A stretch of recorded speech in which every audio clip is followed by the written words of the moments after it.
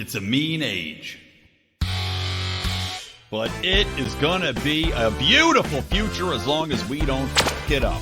I'm Brian McWilliams, and this is Mean Age Daydream, where I bring you unfiltered comedy, criticism, philosophy, and politics with a Mean Age Daydream.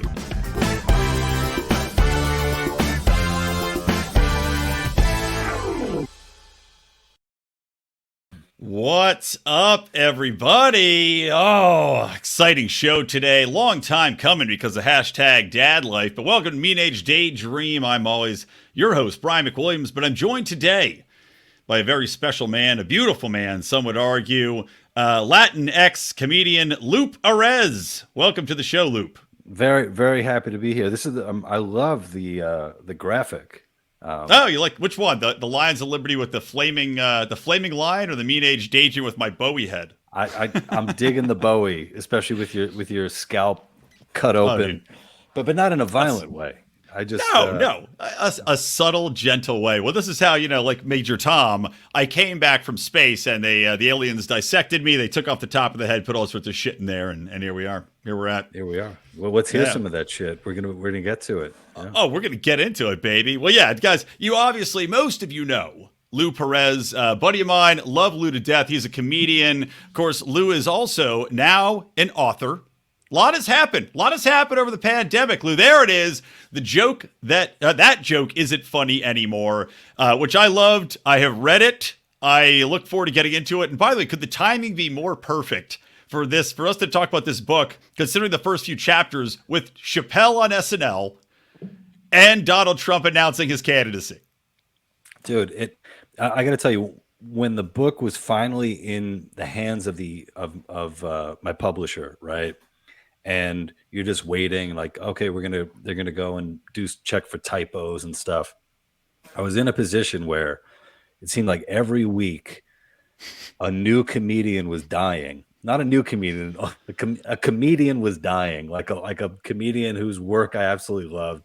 Whether it was Louis Anderson, right? Norm Macdonald, Norm, Bob Saget. It was just like, and I was like, please get this fucking book out before more comedians die. Yeah. And then at like sort of around that same time, that's when the slap happened. That's when Will Smith hopped up on stage and slapped Chris Rock for making a G.I. Jane joke at the expense of his gorgeous fucking wife. And people, and like the amount of people like, dude, you got to write about this. And I'm like, I just want this book to be out, man. Like, just stop. If just everything could just stop and just let me get this book out. And then, yeah, just like you say, like, here we are. Like, are we going back in time, or is this? Yeah, it feels like it, right? I mean, hopping. Well, actually, hold on. Before we get into the book, I want to ask you this. I want to ask you how you're doing as a dad, as a lover, as a fighter. Because I'd ask you this because everything that's going on. And it ties into kind of everything in life right now. We're fathers, right? Coming at us. How do you feel about things? Are you concerned about the future? Are you worried about the trend things, the way things are going? Are you more inspired to change the world now, having two kids that are walking around just waiting to be punched in the face? That's it. No, it's a good question. I think something that I noticed about becoming a dad. I became a dad during the pandemic. And I think it's when I talked to you and Marka on my podcast was around that time. It was amazing just how small the world became, where it was like, issues that are just, I realized like there are issues that are just way bigger than me, just stuff like I have like absolutely no control over. But what I have some control over is this little world, this little tribe that I've made, my wife and my kid. And it's continued with our second. So, my world is a lot smaller.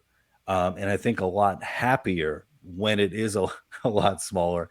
And then I need to be reminded of the madness every time that I go like online. And I'm like, oh, wow. Like there's a lot of shit happening around me that I have no clue about until I turn on my little box. And then I think it's, there's an opportunity there to start, to start worrying. But I think, overall, I'm pretty hopeful for the future. I remember I had a fan of mine reached out a while back and asked me if I was hopeful. And I said, being a new dad and stuff, I'm like, I don't really have a choice. It's sort of like Yeah. you're in this position where if you don't have hope, well, you got to create your own hope. You Yeah. got to, whatever it takes for you to, to make that next step in life or to get out of bed and all that, you got to do it because there's no other alternative, Well, I especially mean, if you have, the if you have a alternative is spot. become a climate activist. That's the alternative, right? When you have Yeah. when you have no hope, then you become a climate activist, Dude, convinced that you shouldn't have children because the world's going to end. And how could you do that to a child? I don't want to. Yeah, I want to throw soup on the masterpieces of of art. I want to glue my hand to the walls next to it. I was trying to figure. I'm like, I can't wait till one of them just like paints one of those masterpieces with their own brains. Oh, Like if you really want to make a fucking statement, then we're talking about blasting the back of your head open yeah. and onto a That's a movement Monet. I could get behind, man. It's like you have one chapter in the book called "Commit." I think the chapter's called "Commit," right? You're talking about commit to what you believe in. All these hypocrites out there in the world, and none of them seem to be really committing to it. Because really, is there any more pussy way to be an activist other than to go into a museum where who's going to stop you? A Right. 75-year-old who stands around all day long, just kind of admiring artwork. They're not going to do shit. So, what more pussy way can you go about protesting than to glue yourself to a work of art, knowing that literally nothing is going to happen to you? It's the least volatile environment you could possibly protest in. Yeah, and also like these people have like no idea just how unliked they are, just Oh, how hated they are, and they're setting the doing. movement back. Yeah, yeah, and they're doing these things that are just gonna make them even more hated. Like choosing those targets. I mean, what would be worse than that? Like, what, going to like Disneyland and like throwing what paint on like Mickey and Minnie Mouse in front of a Yeah. family and stuff. And I'm just thinking like it's yeah, it's amazing, but yeah, I mean, like the idea you're gonna change the world by fucking up some Van Yeah. Goghs, And it's like, they continue. And it's the fact that these people are so uninspired, too. The first one, I actually gave it credit, right? I work in public relations. I gave it credit because the message, right? I know it is funny to think about, but I'm very good. But no, the message I got, right? Okay, you guys are putting these paintings, you're honoring these paintings, you're preserving these paintings, but you're not preserving humanity. All right, salient point. Fine, one time.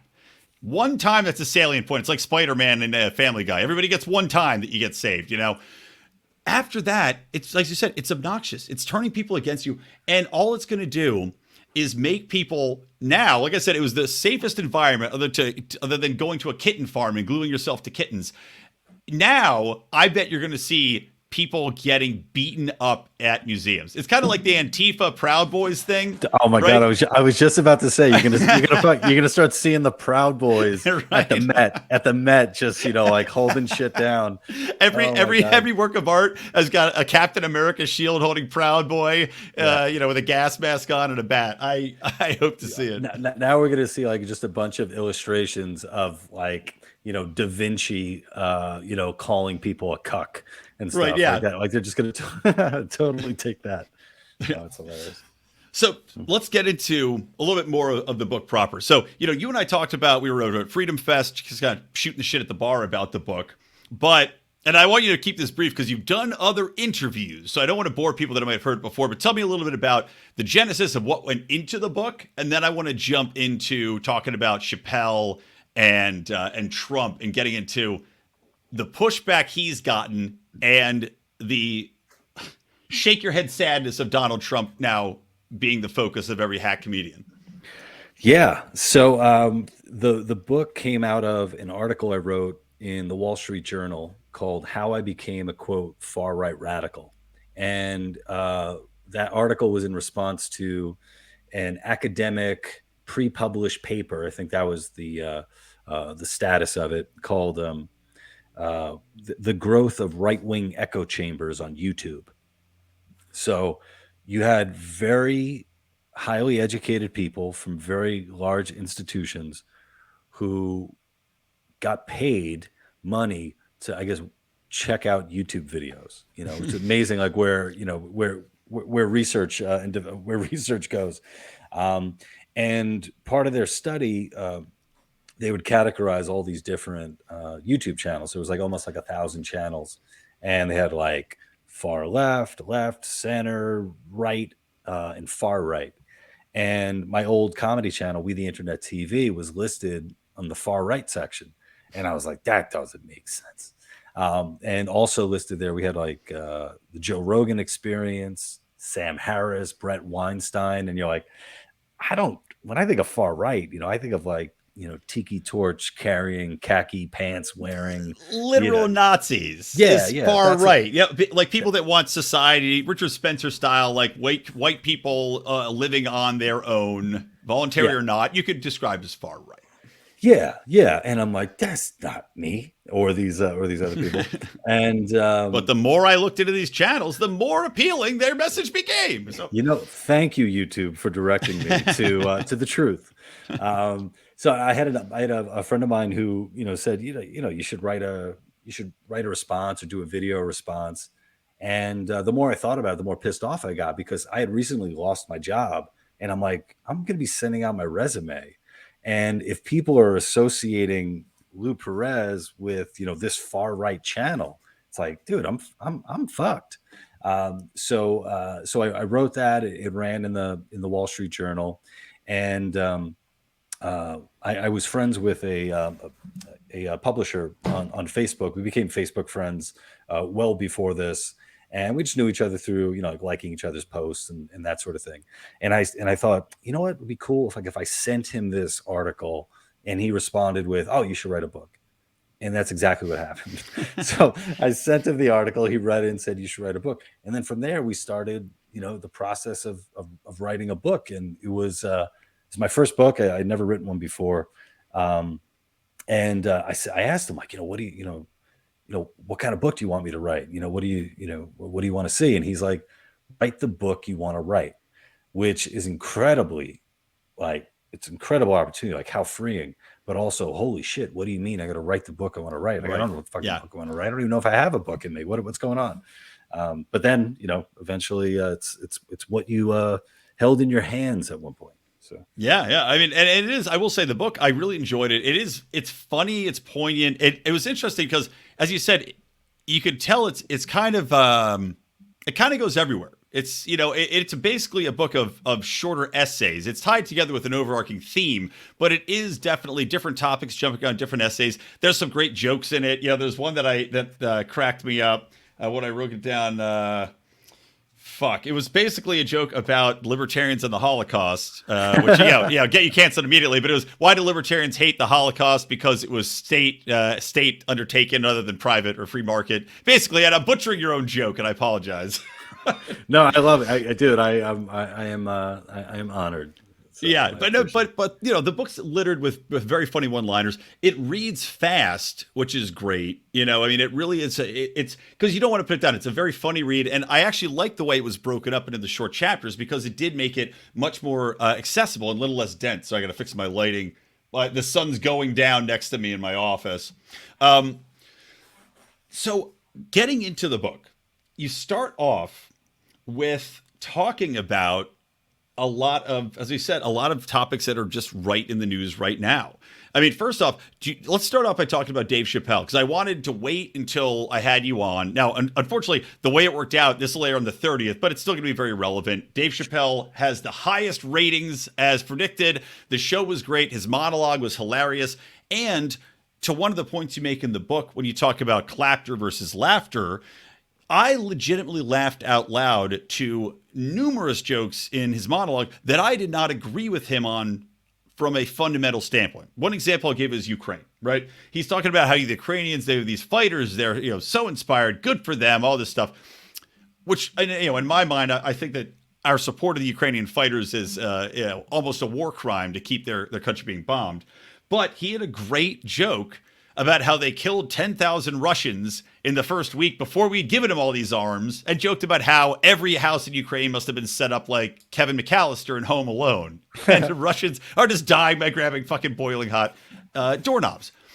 But point being, his comedy transcends simply agree, disagree, and he's willing to say things that will, in fact, get him canceled. So, what is your take? Did you see the monologue? Do you know? You know what? I didn't see the monologue. I didn't watch it. And I think with Chappelle, it's one of those things because he puts out so much material too. Yeah, I mean, this dude. I remember what was it the special that he did at the Comedy Store. Like it seemed like it was only like a couple of months after the special he had done yeah, previously in yeah, DC. And this dude can get up on stage and you know easily get 45 50 minutes out, just riffing. yeah. So he puts out so much material, and then I'm usually late to it in that like I don't end up watching it until there's controversy, and basically Right, all the stuff he yeah. does is I'm controversy. the same, to be honest. Yeah, I mean, it should be appointment viewing because he is one of the greatest living comedians. But I'm just like you. And again, blame dad life for it.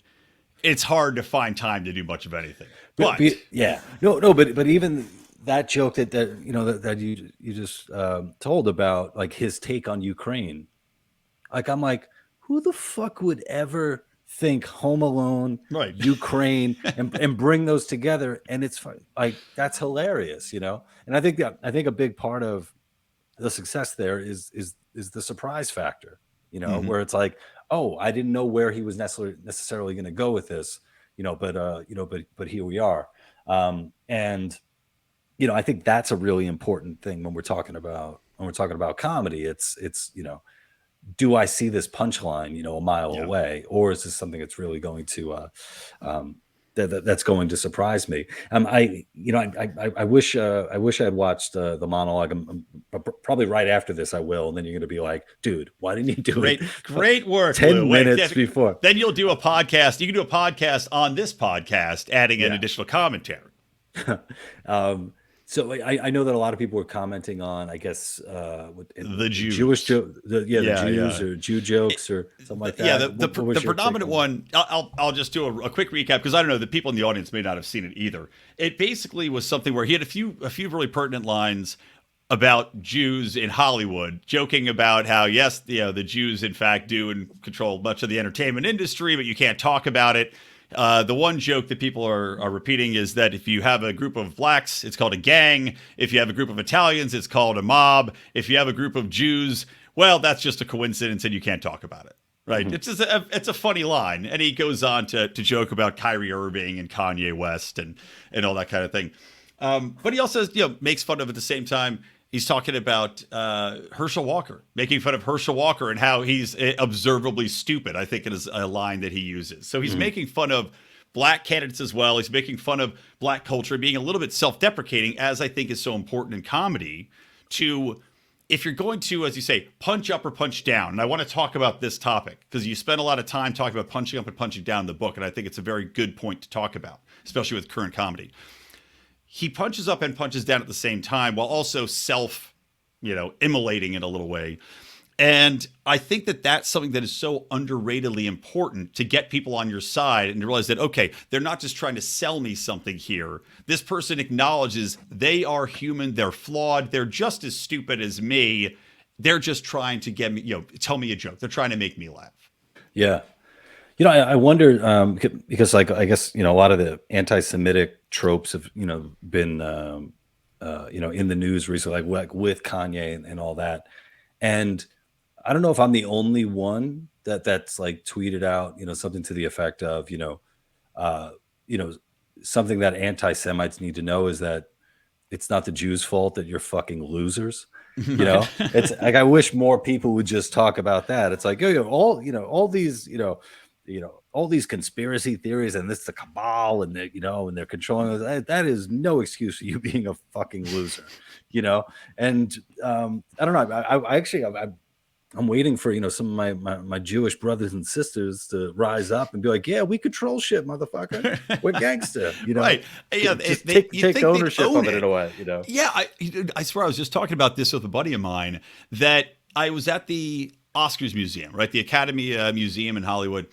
Went in there, and it's just as woke as you could imagine. I remember it pissed me off because there's a statue or this big matte painting of Mount Rushmore from North by Northwest, right? Famous, iconic film. Big Mount Rushmore matte paintings in the background of this old film. And I go up to a plaque on the wall, And I go and Oh, read the plaque. Yeah, and I go, wow, what's this? Is going to be some information about this painting? No, no. It was a plaque telling me that the land Mount Rushmore was on was stolen from the Native Americans. was it Blackfoot, like a Blackfoot Yeah, Indians or something something like like that. Did that? you Yeah. see? Did you read the same plaque? No, I remember. No, I remember in college reading an essay about that. It was about Mount Rushmore, and it was, Yeah. specifically about, the land that was taken. Yeah. Well, Yeah. they made it very clear. Obviously, tons to do with the movies, but the entire museum, right? You think about the history of the entertainment complex. Look, it is Jews. It's wall to wall Jews. And you'd think they'd want to be proud of that, but it almost seems buried in the museum, which I thought was so strange. They're highlighting every other diversity, every other people that have, contributed, meanwhile, downplaying that, yes, Jewish people built a lot of the entertainment business. You should be proud of that. And to your point, yeah, banking, good job. It's funny to see the outrage selectively applied. But, to Chappelle's point, he does joke about how you cannot cross that line. It's one of those absolute, now it's hate speech. The Anti-Defamation League will come after you, for everything and anything. And it is without a doubt a chill factor. I'd say more than anything else, it seems the Jews do wield a disproportionate amount of cancel power. I don't know. I'm trying to think of how Nick Cannon got out of that. Nick Cannon seems to have gotten Right. out. Yeah. Well, we have Nick Cannon. He's done pretty well. Jesse Jackson has done pretty well. Jesse He has. Jackson of what was it, Hymietown? I believe that's I what he actually, called New York. yeah, I actually know why. Sharpton. It was sharp to get in trouble. Well, I was going to say Nick Cannon got out of it because he's like, look, I'm just going to keep fucking and having kids. So there's no chance to come after me because everybody has to keep sending gifts for having a new baby. Congratulations on the new baby. Now let's talk about your anti-Jewish set. Congrats on the new baby. Now, congrats on the new baby. Yeah, he's got. That would be cool if Nick Cannon just made like the switch to be like Hasidic. That would be amazing. That would Like be he's already amazing. got, already has a lot of kids and all No. that. No, it's really. I don't know. Well, I think historically speaking, I can understand the the ickiness of it. I mean, because over the centuries, pogroms and stuff like that. But yeah, I don't know. It is kind of weird that it like it's in the atmosphere now, like it's in the zeitgeist. It's like you have all these different prominent Black figures talking about Jews. I don't know. It is almost, well, like I said, it almost becomes a self-perpetuating cycle, right? Because if you have one massive celebrity like Kanye West, right, who was like the center of the universe for Black culture for a long time, talking about it, and you've got Kyrie Irving in the NBA, of course, he's a superstar, and it's almost one of those things where you go, okay, now once the attention's paid, you comb through and you look for other instances that are going to be played up, and social media would tie into that as well. Yeah, no, and it seems like it just starts feeding feeding itself. Yeah. And or is it feeding itself? I don't know if it's feeding itself. Well, I think also there's questions about what's the proper punishment? Right. Yeah. Should these people be punished? In a certain way. What sort of public shaming is is necessary? And I think we live in a weird time with cancel culture where we see people lose careers over very minimal stuff. Right. There's that example of, I think his last name was Shore, who lost his job for, I think he just like shared an article saying that post riots, basically riots aren't good for when it comes to changing when it comes to elected officials or something like that. Like they don't actually have a Yeah, positive he was in change in academia, I politics. think, right? Yeah. And he ended up losing his job. So it's sort of like you see that, and then you have guys coming out basically the year 2022 version of the Protocols of the Elders of Zion, and it's sort of, okay, what do we do with that? I guess I'm in a fortunate position where I think they sort of lend themselves to an opportunity for public mockery. you know? Yeah. And you know, so there's something about that. And I think too, like what, you know, what this has sort of brought out, and a friend of mine, David Marcus, he wrote a piece. Did it run in the Post, the New York Post? I'm not sure, but saying that, you know, these examples of, you know, of Kanye and Irving talking about this, you know, it's sort of the elephant in the room that people don't want to talk about the relationship between blacks and Jews, and Hmm. the antagonistic relationship, especially Yeah. in recent years. I mean, you know, the amount of hate crimes that are being perpetrated in New York, for example, Hmm. against the Hasidic community by, you know, predominantly, like, you know, black males. You know, it's really disconcerting. It's very uncomfortable, and a lot of what's underneath that is this conspiratorial, you know, positioning of they're taking over, they're trying to Right. push us out, our problems are their fault, you know. So I think, And that's been classic, right? I yeah, mean, yeah, for yeah, throughout time, blaming the Jews has been a very popular way to offset the ills of whatever yeah, society you're in. Simply blame somebody else, and it happened to be the Jews for, again, you know, I think there's probably reasons for that based in banking, where resentful of success, resentful of having, you know, people in power and knowing money, but a convenient scapegoat. yeah, yeah. So I think, yeah, I think, you know, sort of where we are is there's a lot sort of under the surface that people don't want to talk about, Yeah. and as much as, you know, say, um, you know, these black figures might want to talk about the role that the Jews played in the slave trade 400 years ago, they Hmm. might not want to talk about, well, the amount of fucking anti-Semitic violent attacks being done today against innocent people. You know what I mean? Yeah. Yeah. So No, 100%. it's like it's a lot of ugliness, you know, all over the place. But if you can craft a good joke about it, shit, go Yeah, for exactly. it. Well, let's talk about Trump now. So, Trump just declared he will be running. What do you think about that? And you talk about how Donald Trump had, and I agree your sentiment completely in this, had essentially ruined comedy in many ways because it's too easy to make the joke. The joke writes itself. The man is quite literally a walking satire of himself and of power and of New York City. He's back. Yeah, What are your thoughts? like I almost can't believe that he is back, you know? Like, Yeah. I don't understand what's going on with, like, the January 6th stuff, the lawsuits coming up in New York, and like it just seems like there's a lot going on that I don't know how you're able to, you know, run a campaign, you know, with all that Yeah. stuff, you know, with all that stuff going on. I I mean, don't. he was able to run his last campaign while I think he was banging prostitutes, he was getting peed or accusing Obama, or no, he was getting peed on, right? In Russian apartments. The man clearly is a multitasker. He's Can't a underestimate. you know, that's something that you're right. You can't underestimate him. I mean, you know, the guy's in his 70s. I think it was I think it was Joe Rogan who brought it up. It was saying, like, the guy's in his 70s. He eats shit. He eats like garbage. You know, like, he's a super wealthy guy who is no problem just eating like fast food, and I'm sure there's candy involved. And Oh, yeah.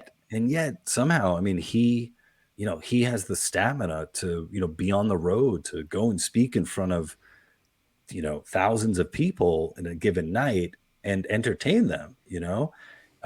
He's I mean, he really isn't like anything that we had ever seen, especially to reach that level, you know, of the presidency. Yeah. um who knows what the fuck is going to happen. You know, I do wonder if he's going to be sort of like the saving grace on for, like, Twitter. You know, is he going to come Yeah. back? Is he going to come back in Twitter? Because, you know, it seems like, you know, who knows where Twitter will be in the next few months. You know, all these people were saying we're getting out of here and all that, but man, if this dude comes back to Twitter, it's like you got to stay, right? I mean, Oh, yeah. you have to stay and see what the fuck He he's will going to be say. back. He will be back. I don't think Donald Trump's foolish enough to forgo that massive built-in audience. And for every person that's on Truth Social, they're also on Twitter. I can Yeah. promise you that. So he would be a fool not to come back. It would be massive for the platform, obviously. But let me ask you this. So, talking about pure comedy, I'm dreading what's to come because number one, I don't know what else you can say that's new about Donald Trump that hasn't been said, but these people will all focus on Donald Trump as the butt of every joke. And I also wonder, has there ever been an instance wherein the majority of the time, the people or the person that's being made fun of is actually probably telling funnier jokes in front of his crowds than the comedians are telling in front of theirs? No, that's a good point. There's one comedian who, when it comes to Trump stuff, who I'm thankful exists, and that's JL Coven. I don't know if you know JL. No, I don't. Yeah, he's phenomenal. Like, not only does he do like a Donald Trump, he also does a Donald Trump Jr. He does a Mitch McConnell, and like really fucking well. And with the Trump stuff in particular, I worry about him because he gets so. It's like he's in the brain of Trump that I'm wondering. I'm like, oh shit, is he going to get stuck there? And he does bits with it, like on Donald Trump Jr. that are fantastic. And JL, I think, is just he's very out of the ordinary when it comes to doing material about Trump. His stuff is legitimately original, hilarious, and taking it places that, you didn't think, you didn't think it could go. Yeah. Now the other 99% of people working in comedy, it's going to be the same stuff, isn't it? I mean, it's going to be if a joke doesn't land, it'll go back to racist, sexist, all that stuff, fascist. We're going to go, it's just going to be the same shit that we heard for 4+ years before that. Yeah, exactly. Well, let me ask this. So you talk a little bit, talking about racist stuff. You talk about Ibram X. Kendi in the book, and also how you point out the fact that, Ibram X. Kendi obviously comes from a very privileged background as far as it goes. His parents are both intellectuals and academics. But you talk about that Ibram himself is actually not that intelligent of a person. And it made me start thinking about, it's kind of like this positioning in our current age of people that are not that inspiring, that are not that intelligent, basically imbeciles, and really positioning them as experts. And Ibram's an example. I don't know if you know who Dylan Mulvaney is. He's that girlhood expert. I've been seeing stuff. And look, I've only had one beer, so you can't trick me. Dylan. No, I don't. I'm not going to trick you into getting canceled this time. Well, I did a podcast with Robbie the Fire, and we were talking Robbie's about. Great. Robbie, yeah, funny. Hilarious, man. Love Robbie. So we were talking about Dylan Mulvaney, though, and we watched some of these videos, right? And he's a girlhood expert. It's a boy who's now transitioning to become a girl. It's literally, it looks like a Kids in the Hall sketch. It's that cringy and that ridiculous in that what he does is a caricature of a ditzy girl that you would not want to be around. And yet he is the expert in this space. So, what are your thoughts on that? Are we in an era of imbeciles as experts? Well, I'm just imagining how annoying it would be being around a ditzy girl with a cock. Like that would just be the worst. Like, oh my God. At least like when you're single and you're like, okay, if I get through this date, at least, maybe there's some, action at the end of it. At the end of the Dylan one, I don't know about that. There's nothing good coming your way. Yeah. Well, yeah, it is wild. Like say, going like the Ibram X. Kendi thing. In his book, he admits that, he barely broke 1,000 on his SAT. Yeah. And he really didn't think that he was, college material, and the lesson that he drew from that was, intelligence is subjective, and it's as subjective as beauty. I think that's how he put it. And I was thinking about my own experience at that time, being in high school, and I got like a 1360 or 1390 on my SAT. And I was thinking, looking back, I probably could have broke 1400 if I didn't have a girlfriend at the time, if I studied harder, all of that. At no point did I ever think, oh, the only reason why I didn't break 1400 is because this test is against me, Yeah. or it wasn't made for people like me. It's just like, no, like, the test is the test. I'm limited in my own abilities, and hey, whatever, I'll never be a person who got a 1600. Big deal, move on. But you have these people like Kendi who say, well, if I barely broke 1,000, it must be because there is systemic racism Yeah, it involved in the can't be test. my fault. Yeah, it can't be that I'm not that smart of a person. And Yeah, I think we see a lot of that. It's sort of what's the term, midwits, I think. Yeah, exactly. Yeah, there's a lot of midwits, and well, there's also something else that I enjoyed in the book. You talk about this, this diversity matrix. I can't remember what the exact name of it was. It's the wheel of diversity. Give it a spin, place your bets. The wheel of diversity and all these different people, intersectionality of grievances, right? And you argue that really the majority of things that people probably have in common, the biggest identifier really should be just being stupid. So, can you tell us a little bit more about that? Stupidity as an identity. Yeah, I think that's the chapter is a stupid representation. Yeah, And yeah. I'm actually going to try to That was one of my bring up this. absolute favorite chapters, by the way. It's fun. Thank you. Thank you. Yeah, over on page 149 is where it begins. Yeah. And for those of you who have video footage, where is the matrix? Let's see. It's got yeah. There it is. Yeah. There's the footage. Actually, you know what? I could probably bring it up. I've got the PDF. Yeah. Let me try to. I'll bring up the PDF and we can reference it in real time here, Lou. Because Yeah. keep So- talking and I'll Yeah, find. yeah. So I'll run off some of the things. So this is a privilege and society normatives, right? So in this circle, you have what would that be? Is that the x-axis is domination, right? So you have let's see, male and masculine, female and feminine, white, European heritage, heterosexual, wealth, financial stability, non-disabled, credentialed, young, attractive. All that stuff is at the top of the domination axes. And Right. then under there is gender deviance, female, black minority, ethnic people, non-European origin, LGBTQ, just all this stuff. Unattractive is there, old is there. I mean, just thinking about this, like, isn't it a little fucked up that, like, a black minority ethnic person has to be like kind of in the same category as like Right. unattractive? It's like, that's pretty fucked up because they're a gorgeous people of all races. Oh, of course. And yeah, and something that I noticed when I was looking at this fucking thing, I was like, man, there's no stupidity there. Yeah. There's no like, okay, you're white, you're cis, you're straight, whatever, but you're also really fucking stupid, right? And to the same effect, it's not like, okay, you're brown, you're a woman, and you're a fucking dunce, right? As if that quality has no impact whatsoever Yeah. on your life or how you navigate the world or how on the your world treats you. success, on your success On your level, on your success. ability to increase your socioeconomic status, your influence on those around you. Yeah. Yeah. Exactly. Yeah, No, there's a guy, academic, Wilford Riley.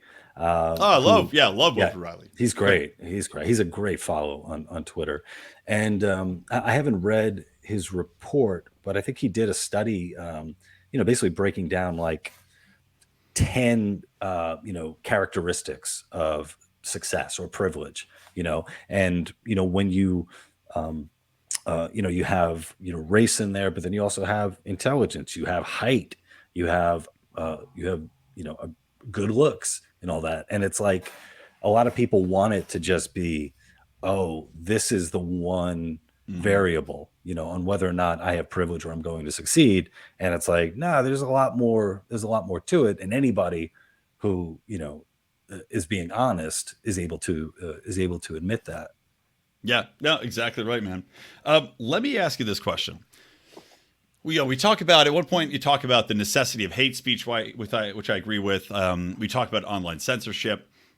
Do you think, and also you talk about, the coward's email, as you call it, which is an email you got from somebody basically admitting that they're too timid to voice their opinion online, right? They'll email you saying, I wanted to comment supporting you, or I wanted to tell this. And this happens all the time with people. They're too cowardly to speak out. Do you think that is not only resulting in less people being honest with themselves and others, but do you think that's impacting comedy in that there are less people that are going to become comedians, or do you think it's evened out by the imbeciles out there that are willing to go on stage and just say what the mob is thinking, the hashtag resist crowd that is resisting nothing because every dominant factor and force agrees with them?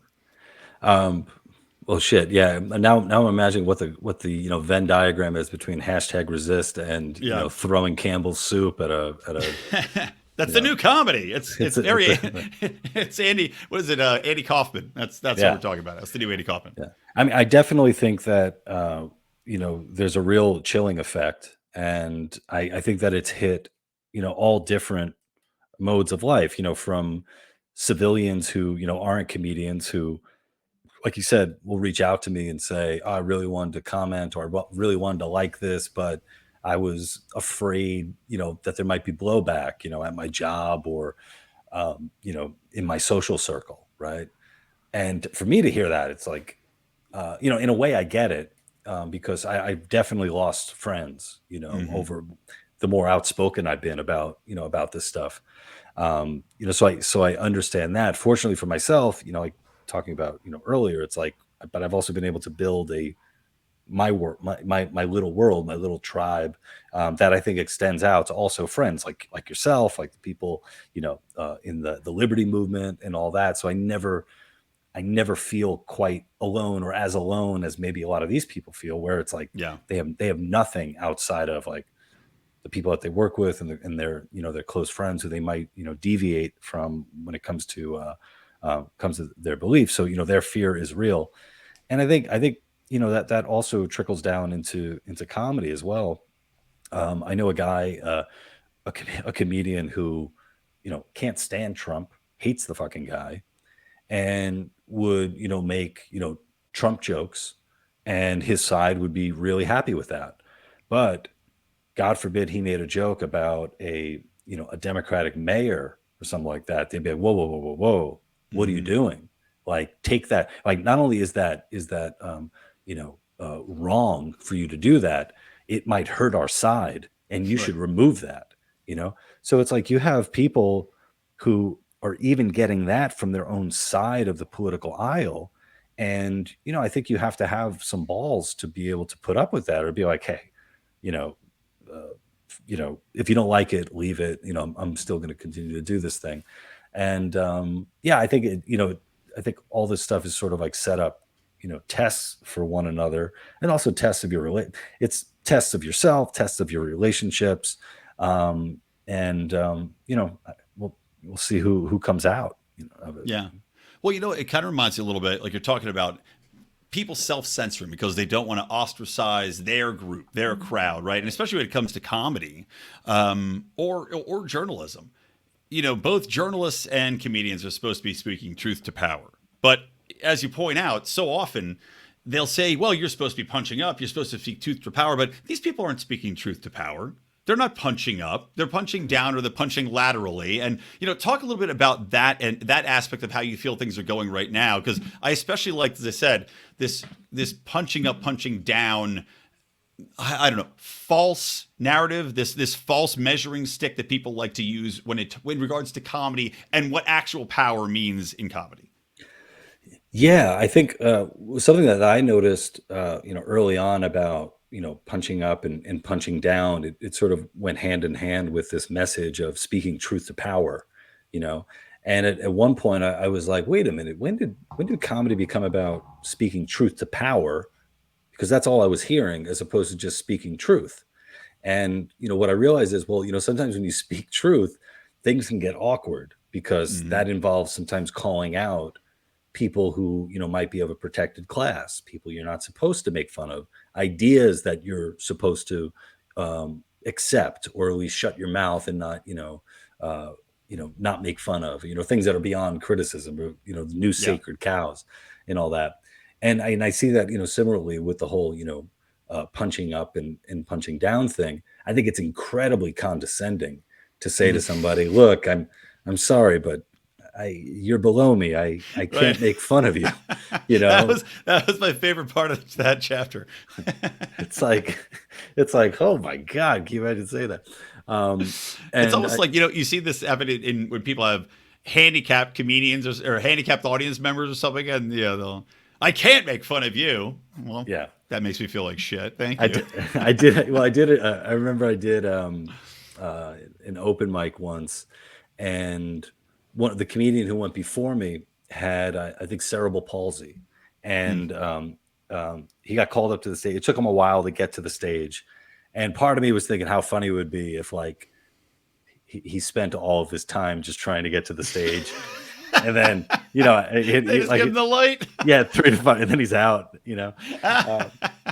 Hold on, wait. Before you finish the story, I want to run an ad for 30 seconds. Sure. High-level teaser, and we'll come back. The tree of liberty must be watered from time to time with the blood of tyrants. The official spirit of 1776, smooth, flavorful, Merlot. For any revolution, tyrants are losing their heads over this wine. Enjoy the taste of freedom. Drink the blood of tyrants. Order today at bloodoftyrants.wine. Save 10% with the code LIONS. Save 10%, Lou. Is that legit? Is that legit? Yeah, man. Yeah, that's legit. Yeah, blood of tyrants. I know. That is legit. I'm gonna try that. That sounds fucking great, man. Hell yeah, dude. Okay, so finish telling us how you tripped this comedian with was it cerebral palsy? Did not trip him. No, so he got up, and it was great seeing him up there, doing his thing, him trying comedy. And he did some funny stuff. He got off the stage. I was up next, and I forget what his name was. But when I got up there, I was like, man, you're really fucking me up, dude, because my whole life I've been told not to laugh at people like you.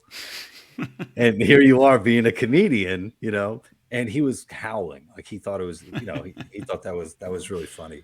So that was that was cool. That was a cool moment there. But yeah, just getting into the, back into the whole, punching up, punching down thing. It's just like, man, that sometimes I don't know. I just can't do the math, and I'm not sure what the formula is and when I need to, shut my mouth, Yeah, dude. I mean, it is interesting to see, and a lot of comedy right now is not even, and you also talk about Hannah Gatsby, right, in your book, wherein there's this whole math of punching up and punching down, but now we've gotten into a new era of comedy, which is arguably not comedy, but is instead, I don't know, soul-bearing confessions, or a therapy session on stage, a bearing of your own horrible interactions of the past, labeled as comedy. So, what do you think about that? Yeah, and I talk about that. Before I saw Hannah Gatsby's special, I would do. Basically, I would do any show that would have me up, any opportunity I would have to be on a mic, I would. And also any show after watching the special to cleanse your palate. You really, it's like gargling with scope. Got to do anything to get that taste out. So I would do shows where sometimes it would be like a mixed show of storytelling and stand-up, right? Mm-hmm. And one show in particular, I had worked on this on this comedic story about being newly single and thinking it would be a great idea that as I'm dating, new women, for me to have vibrators back at my apartment, so I like ordered vibrators without thinking like, no, this is going to gross out any chick who comes because they're going to come over and be like, are these new? Like who the fuck how many people have these been in before me? Did you put them in the dishwasher at least? Yeah, exactly. And I'm getting ready to tell, this story about, a newly single guy who's, on his, sexual escapades and misadventures and being, being like a dumb dude, in some respects. And the woman before me, she's a storyteller, and she tells a story about I don't know, what was that with those bees that just popped? Sorry, no, I'm in this odd place. I should have just closed my fucking shades. I've been adjusting my lights this whole time because the sun, it's like the time we're recording this is like 4 to 5 my time. So the sun is going down, the lights changing drastically by the minute, and I keep adjusting my lights. So I turned it off and like half my green screen went out. Oh shit. It would be funny if I got attacked by bees though. Yeah. Lions of Liberty Yeah. murdered by bees. Yeah. Oh, Bumble. That's We'll finish this show talking about Bumblebee Man and canceling a poo. By the way, so yeah, finish up this story about your vibrating your experiences, you Lothario, and then we'll get into that. Yeah, my two little vibers, I call them the twins, and so I'm getting ready to tell this story, and the woman who goes up before me, she's a storyteller, and she proceeds to tell a story about being raped, and there's no comedy whatsoever. There's no punchlines, nothing like that. It's all about, this terrible, awful thing that she went through. And,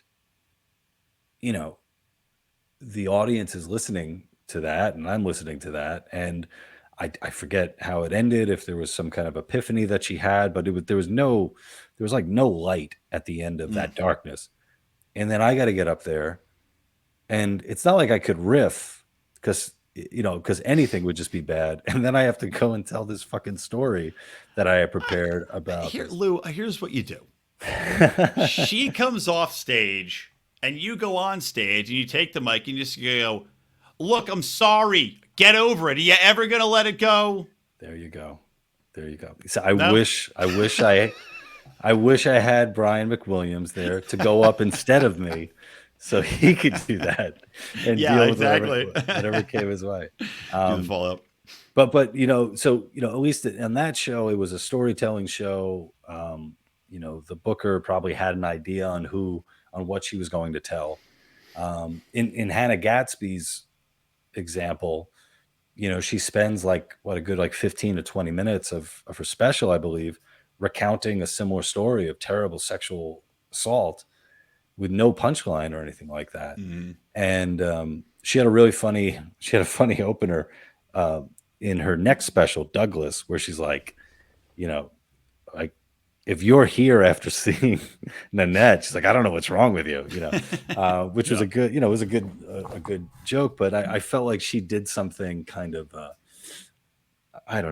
did something kind of wrong to her audience. It's sort of like tricking them in to this, getting them in the door, in the seats, promising a comedy show, and then doing that to them. In a way, it was kind of a version of assault, one that I would prefer, obviously, over, a real, what she actually went through. But it's something like, I don't know what you're trying to do necessarily. I don't know what you're trying to do with that. It almost feels cheap to me, like a stunt, in that, if you've got a comedian that has cerebral palsy, they can't really get around the fact that they have cerebral palsy, right? That's part of it. If they want to do comedy, they do comedy. It feels like this is setting people up, so you have to feel bad for her. And by virtue of feeling bad for her, okay, now you have to laugh, right? It's almost setting people up where they feel guilted into laughing at her. And now I look like a pumpkin. I can't get my lighting right this episode, by the way. I can't get it right. Your lighting is messing up my lighting. I'm wondering what I'm doing. Dude, it is. What is is it short? It's like shorting out your light bulbs. Yeah. I look like Donald Trump right now. This is fucking. I went darker. I went darker this time. I have really red lips. People point that out. They're like, "What's up with your lips? Why are they so red?" I don't know. Gorgeous. Thanks. That must be all the licking cranberry juice. Are you like in the Dune? Are you partaking of what it's like that little rhyme they do? It's like they drink this crazy red wine. The people, the accountants in Dune. It doesn't matter. All right, let's talk about a poo. Let's wrap it up on a poo and Bumblebee Man, because I was so pissed off about a poo, and I know that you did a great interview with the guy. There's this man who made the film The Problem with the Poo, which I thought was idiotically one-sided and not taking in the broader cultural experience for many Indian Americans of, look, this is a stereotype based in reality, and many of us are proud to have thrived in this environment coming out of owning stores. So you did an interview with a guy who did a counter documentary, and then you did your own mini comedy documentary, if you will, about Bumblebee Man. So tell us a little bit about that, and then we'll wrap it up. I did an interview with Ankit Shukla, and he wrote a book said, "I love you, Apu," in response to Hari Kondabolu's "The Problem with Apu." And I think before I did that interview, I made a parody with We the Internet TV called "The Problem with Bumblebee Man," which is basically Hari Kondabolu, inspired me to become an activist and to call out The Simpsons for having a horrific stereotype of my people, Hispanics who dress like bumblebees. And, Hari Kondabolu just gave so much strength to the movement of adults who are offended by cartoons. That was a lot of fun making that fake documentary, especially with the people who think it's real. That blew my mind when I read that you said that people legitimately thought it was a true piece, even though, as you said in the book and in the sketch, I mean, the guys people are like fetishists are trying to fuck Bumblebee Man because that's their thing. Somehow they took it seriously, which shows you though where we're at as a culture of, people's willingness to be offended and to buy into all this narrative that there's no good stereotype that can be mocked, and that also that my problem with the Apu thing, like I said, is twofold. It's number one, we talked about that many people identified with Apu, and number two, that you need to have the stereotype in order to play off the stereotype. You have to have the stereotype to showcase how you can grow out of that stereotype, right? And that was Apu's role in The Simpsons. There were so many heartwarming moments of him as a stereotype showcasing the humanity, how the stereotype shortcomings, and also buying into the stereotype and making it even more ridiculous, where you go, okay, this is so absurd in its face that obviously these people aren't like this. You can't have comedy making fun of that. And you can't have cultural appreciation of how ridiculous a stereotype is if you don't ever address the stereotype. Yeah. And the biggest problem, I guess, with Apu, or at least that Hari had with Apu, was the voice. So it was a very stereotypical Indian accent played by Hank Azaria, who is not Indian.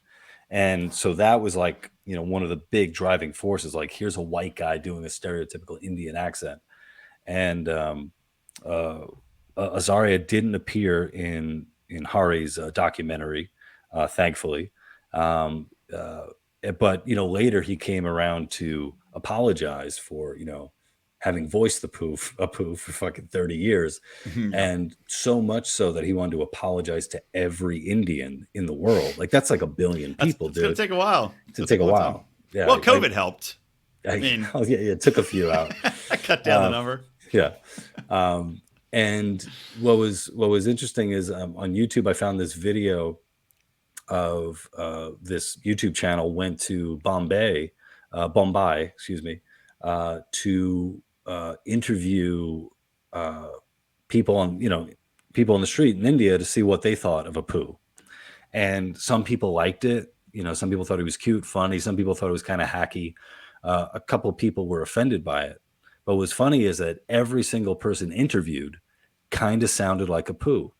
And, so it's one of these things. It's like, yo, man, like, how could you have such a big problem with this stereotypical accent when you got like a billion motherfuckers who sound like this fucking accent, man? And I say that as somebody who, my dad has an accent. He has a very thick accent. Like, he's from Argentina, but he has like this weird, like, I've been told that he sounds Venezuelan, but he uses Mexican slang, something like that. So he's got a wild accent that I love, that I think is fun, and I enjoy putting accents on, and I enjoy when people do them as well. So. And I just enjoy pudding. Lou, it has been awesome having you on, man. As difficult as this situation has been on both of our eyes with my lighting, it has been a long time coming to talk to you again. So congratulations on the book. Again, guys, you can find this book on Amazon. I'm not sure can you get it in physical locations as well, if those exist? Do those exist? I'm not sure if any physical bookstores are holding it. I do know there's a bookstore called Sparta Books in New Jersey, and I think they have 2 copies of it. All right. Well, regardless, who goes to them? Who goes to them? All right, but again, guys, that joke isn't funny anymore. I highly recommend it. Honestly, I highly, highly recommend it. There's the cover, beautiful. It's got Lou on the cover when he was an army photographer during the Vietnam War. And again, Lou, tell everybody where they can find you online. Tell them about your podcast, all the good stuff. Yeah, so you guys can find me on social media at the Lou Perez, and you could check me out on my website, thelouperez.com. So I'll have live dates there. I'll be doing book signings and that sort of thing. So check in over there. And if you're interested in supporting my work, I'm on locals.com, thelouperez.locals.com. Beautiful. And you still do comedy sketches, by the way. I will say that, right? You're still producing some sketches. I've seen some on Instagram and the like. Yeah, depending on the budget. If I don't have a budget, then I use this phone. The old iPhone. And if I do have a budget, well, then they look a little nicer. So. Yeah, no, they're and it's awesome stuff, guys. So yeah, Lou Perez, awesome man, great catching up with you, buddy. Too long has gone between it, and I hope to see you again soon at Liberty themed events, or if you just happen to be popping through LA, man. You know I'm always here for you. Likewise, thanks, Brian. All right, everybody out there, thank you for tuning in to the podcast. You could have heard this earlier. You could have watched the stream and got it in advance, about a week in advance this time, by going to patreon.com/Lions of Liberty. Also, guys, we've got our beautiful holiday season mug. Merry Christmas. Merry taxation is death from the Lions of Liberty. Get yours. A great gift. Lou, give one to your dad. Be so kind. Otherwise, that's it from me, Brian McWilliams, from Lou Perez, from the Lions of Liberty, and from Bean Age Daydream. Keep those electric eyes on me, babe, and keep that ray gun to my head.